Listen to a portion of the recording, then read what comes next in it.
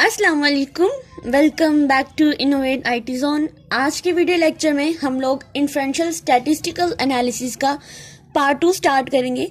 Part 1 के अंदर हम लोगों ने डिस्कस किया है इसकी डेफिनेशन, इसका पर्पस क्या होता है, देन हाइपोथेसिस टेस्टिंग के बारे में जिनमें हमने नल अल्टरनेटिव हाइपोथेसिस, पी वैल्यूज कैसे फाइंड आउट करते हैं, लेवल ऑफ सिग्निफिकेंस के साथ इसको कैसे कंपेयर करते हैं और कहाँ पे हमने कैसे इसको रिजेक्ट करना है, कैसे इसको एक्सेप्ट करना है, ये हम लोगों ने प्रीवियस लेक्चर के अंदर सीखा with the help of the example. तो आज हम इस वीडियो में डिस्कस करेंगे इसका पार्ट 2 जो कि है कॉन्फिडेंस इंटरवल्स, जिसमें हम लोग इंटरप्रिटेशन लगाएंगे एंड इसकी इंपॉर्टेंस को जानेंगे।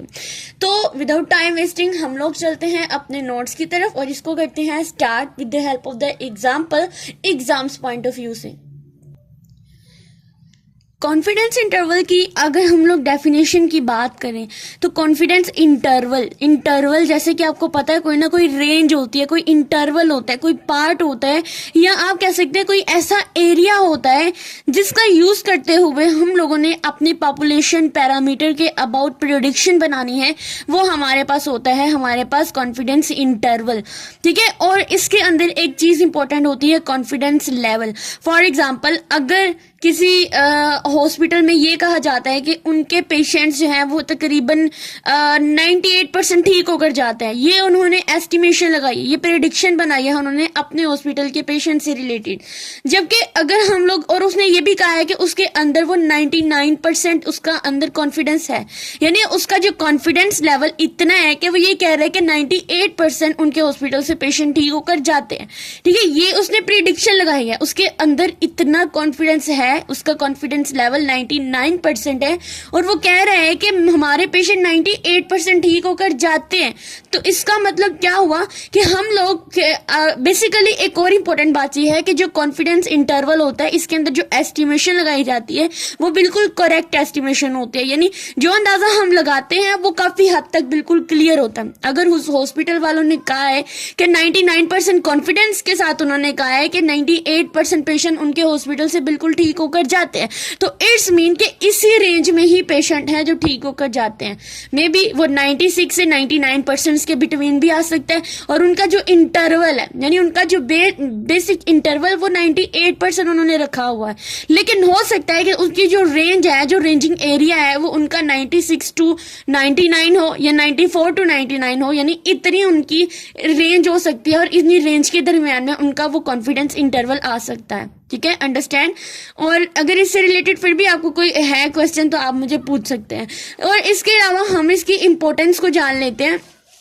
इसकी इंपॉर्टेंस में सबसे पहले हमारे पास जो चीज आती है विच is the population parameter estimation, यानी हम लोगों ने हमारी पॉपुलेशन की जो पैरामीटर्स होते हैं उनकी एस्टिमेशन लगानी है। देन हमने स्टैटिस्टिकल इन्फ्रेंसेस, यानी जो हमने हाइपोथेसिस यूज किए थे उसमें तो रेंज नहीं थी, उसमें तो आ रहे थे कंपैरिजन आ रहा था कि अगर वो ग्रेटर देन है हमारे लेवल ऑफ सिग्निफिकेंस से, तो देन वो फाइंड आउट करेगा कि हाँ भाई ये रिजेक्टेड है या एक्सेप्टेड है। ठीक है, उसी से वो अंदाजा लगाएगा। देन मार्जिन ऑफ एरर, यानी क्या क्या एरर्स आ सकते हैं, उनका मार्जिन कैसे रखना है, ये हमारा कॉन्फिडेंस इंटरवल रखता है। इसको कैसे फाइंड आउट करेंगे, एक फार्मूला की हेल्प से। देन होता है डिसीजन मेकिंग, यानी इजी डिसीजन मेकिंग में भी ये हमारी बहुत ज्यादा हेल्प करता है। उसके बाद इसके फार्मूलाज की बात करते हैं।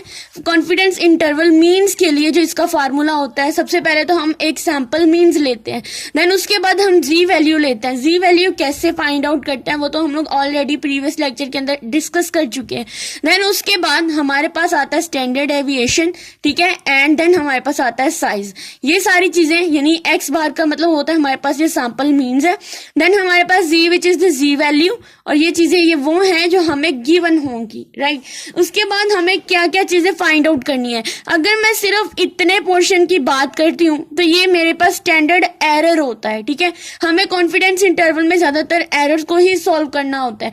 ये मेरा स्टैंडर्ड एरर है, इसको इजी वे में करने के लिए हमें अगर लॉन्ग क्वेश्चन आता है, शॉर्ट में तो आता है तो आप डायरेक्टली इसमें वैल्यूज पुट करें क्योंकि वैल्यू सारी गिवन होंगी, इन वैल्यू को पुट करें और आप इसको सॉल्व आउट कर लें। लेकिन अगर कोई एरर आता है, ठीक है, सॉरी एरर कह रही हूँ, अगर आपको ये लॉन्ग क्वेश्चन आता है तो आपको उसको थोड़ा लंबा करना है, यानी इतना सा करके चले जाए नंबर मिल गए, नो, आपको उसको थोड़ा एक्सप्लेन करना है। तो आप क्या करें, पहले कॉन्फिडेंस इंटरवल का फार्मूला लिखे, देन फार्मूला लिखने के बाद आपने इतना पोर्शन लेना है और इस पोर्शन में आप लोगों ने क्या कहना है कि ये मेरा स्टैंडर्ड एरर है और पहले मैंने स्टैंडर्ड एरर जो है इसको फाइंड आउट कर लेना है।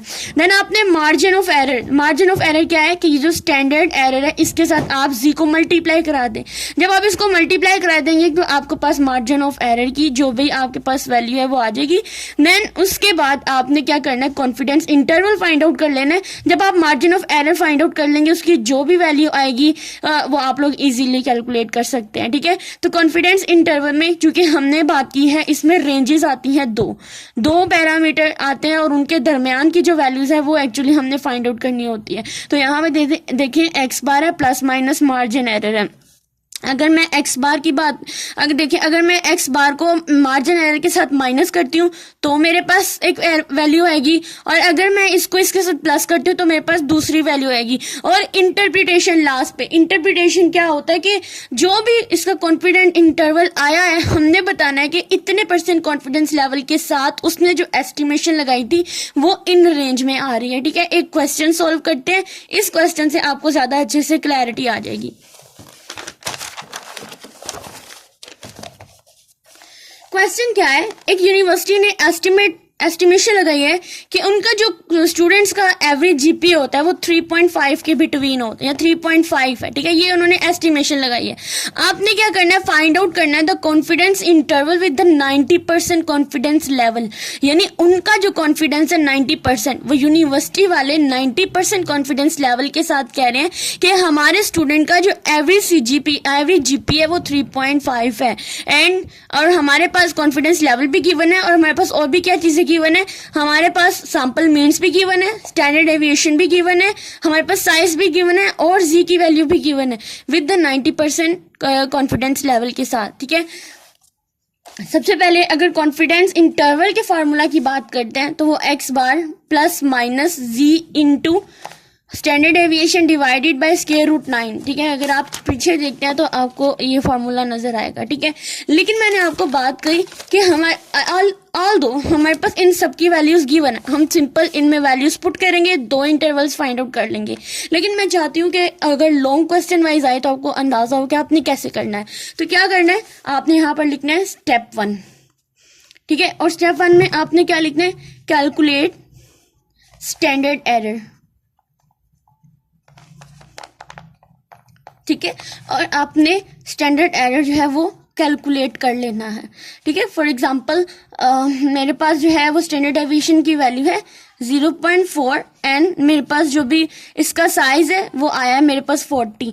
जब मैं इसको कैलकुलेट करूंगी तो मेरे पास जो भी वैल्यू आएंगी वो अप्रोक्सीमेशन में चली जाएंगी, क्योंकि ऊपर जो है वो पॉइंट्स में वैल्यू, इसलिए मैं इसको इक्वल नहीं कहूंगी। तो मेरे पास जो भी अगर आप कैलकुलेटर यूज करते हैं तो एक मिनट, इसकी जो वैल्यू आती है विच इज द 0.063 समथिंग। ठीक है, तो इतना ही काफी होता है। देन उसके बाद हम लोगों ने लिखना है स्टेप 2 एंड कैलकुलेट करना है हम लोगों ने मार्जिन एरर। तो मार्जिन एरर का फॉर्मूला क्या था कि जो जी वैल्यू गिवन है उसको आप मल्टीप्लाई करा दें इस स्टैंडर्ड एरर के साथ। अगर यहाँ पर बात करते हैं तो ये भी स्टैंडर्ड एरर है और हमने इसको मल्टीप्लाई करा दिया, तो फिर इतना पोर्शन यानी इतना सोल्व हो गया, इतना पोर्शन हमारा मार्जिन एरर का बन गया।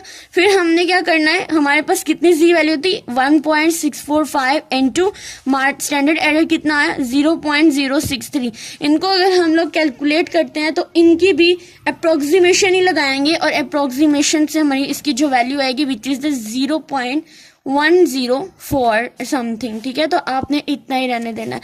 उसके बाद हम अगर करेंगे, हमने अब फाइनली जो स्टेप 3 होता है उसके अंदर हम लोगों ने अपना कैलकुलेट कर लेना होता है कॉन्फिडेंस इंटरवल। आप पूरा भी लिख सकते हैं। ठीक है, कॉन्फिडेंस इंटरवल के लिए अब हमें क्या करना है, जो हमारे पास एक्स बार था प्लस माइनस मार्जिन एरर, तो मार्जिन एरर हमारे पास क्या है 0.104।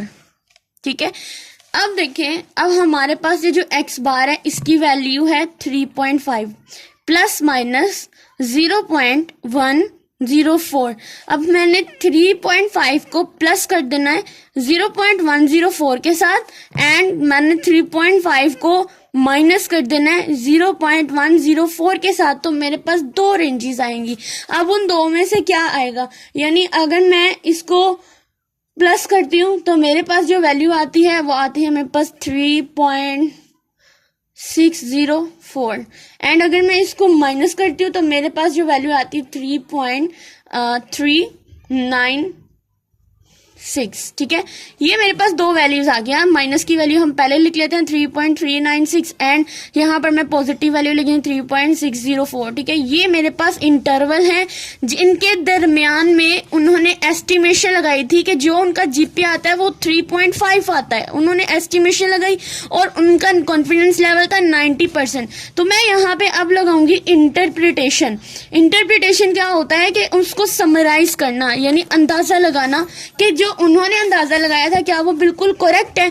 तो हाँ जी, बिल्कुल करेक्ट अंदाजा लगाया है कि हमने यहाँ पर लिखना है कि जो उन्होंने क्लेम किया है कि उनका जो जीपीए आता है 3.5 वो इसी रेंज के अंदर है। यू नो व्हाट, 3.3 एंड 3.6, तो ये 3.5 भी तो इनके दरमियान में कहीं एग्जिस्ट कर रहा है ना। तो मीन्स के उन्होंने जिस कॉन्फिडेंस लेवल के साथ विद द 90% कॉन्फिडेंस लेवल उन्होंने बिल्कुल करेक्ट एस्टिमेशन लगाई है। उनका जो जीपीए आता है स्टूडेंट का वो इनके बिटवीन ही आता है। इसी तरह से आपको कोई भी क्वेश्चन आएगा, आपने ये देखना है उन्होंने कितने कॉन्फिडेंस के साथ क्या एस्टिमेशन लगाई है और क्या उन्होंने क्लेम किया है कि उनके स्टूडेंट या कोई भी अगर हॉस्पिटल, रेस्टोरेंट, कुछ भी आपको आता है क्वेश्चन, आपने इन्हीं फॉर्मूलाज की हेल्प से क्वेश्चन को सॉल्व करना है। ये बहुत ही सिंपल वे था क्वेश्चन को सॉल्व करने का और मे भी आप लोगों को अच्छे से समझ आई होगी। अगर वीडियो अच्छी लगी हो वीडियो को जरूर लाइक करें। आप लोग तो लाइक भी नहीं करते तो, और चैनल को भी सब्सक्राइब करें और अपने फेलोज के साथ शेयर करें जिनके एग्जाम्स बिल्कुल नियर हैं। Thank you.